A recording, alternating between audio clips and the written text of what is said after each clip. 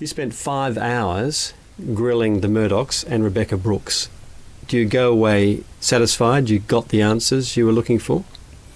No, I think most of the session was extremely frustrating from the point of view. A lot of the questions we're asking, we weren't getting the answers, or the detailed answers we were looking for. What were the key answers you were after?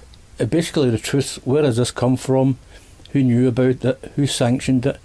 Who paid the bills? Who paid the police, etc., alleged payments to the police? So that's the kind of thing we're trying to get to get the truth, to find out just exactly what was going on. How did you find the Murdochs? I have to say I found Rupert, I think he looked a bit weak. I think he looked a bit stressed.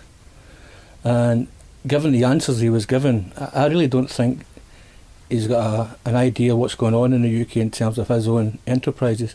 And I think, as he said himself, he left in terms of the News of the World, the closure of the News of the World. He left that to people that he trusted, and they failed to deliver, and they let him down. And they James? Let him down badly. And James, how did you assess him? I thought James was very evasive. He either wasn't there, he didn't know what happened. And any serious questions were asked, he just fobbed them off. So I found him a very evasive character.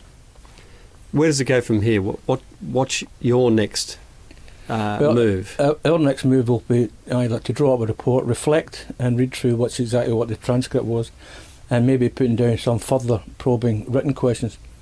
But if need be, we'll call them back if need be, but I think that's highly unlikely. One new bit of information yesterday was the fact that News International was paying Mulcair, the private investigator that was jailed over the original hacking. Did that shock you? I was amazed when I found that he was, a criminal was getting, News of the World was paying his, more or less his expenses or salary, whatever it would be. I just found that amazing. But as I understand it, that's changed. I think they've ended that today, I'm led to believe. Do you think if that hadn't come out? I think if that hadn't come out, I would have continued. What does that tell you then about the openness, the honesty of News International? I think it was a shock when I looked at Rupert Murdoch's face yesterday when those allegations were made. I think he was just as shocked as well.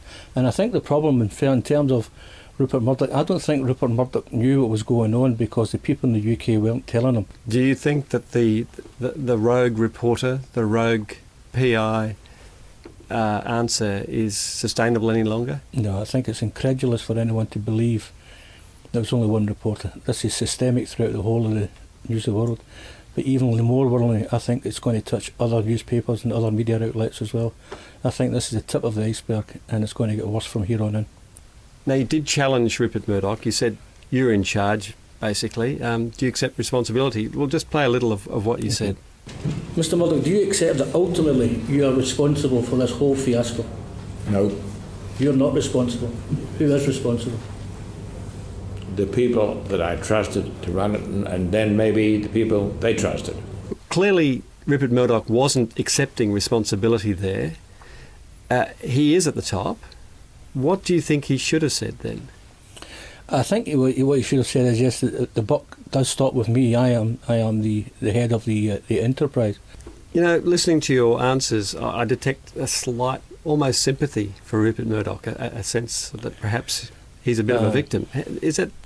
Well, I mean, I'm not a great fan of Rupert Murdoch. Rupert Murdoch's view, my view of Rupert Murdoch over the years is newspapers have caused an awful lot of stress and strife to people. There's an awful lot of victims that Rupert Murdoch has left behind.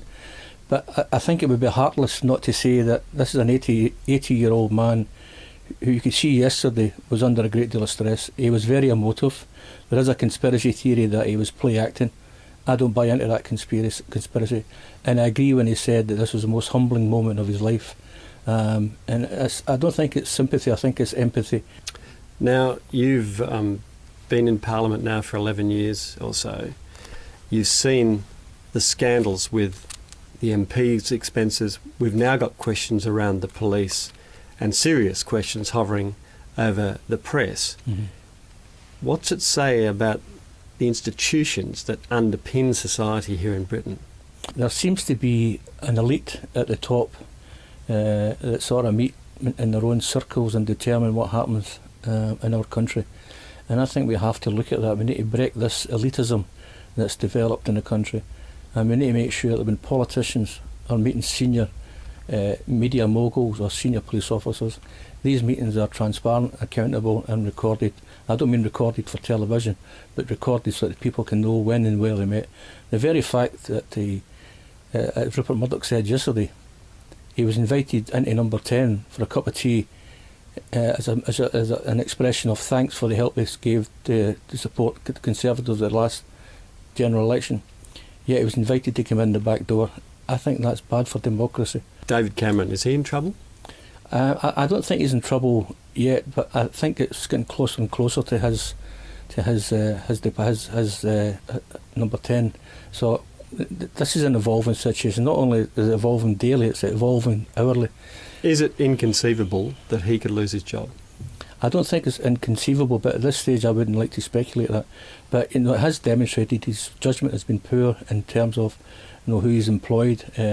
Andrew Coulson, for instance, he was advised prior to appointing him by a number of people in his own party and indeed the coalition government. They advised him not to do it, and indeed one of my colleagues, Tom Watson, said today and produced a letter today when he wrote to David Cameron back last year advising him it would be a bad move to hire Andrew Coulson. He's still waiting for a reply from David Cameron. Thank you very much for talking to us. Thank you. That's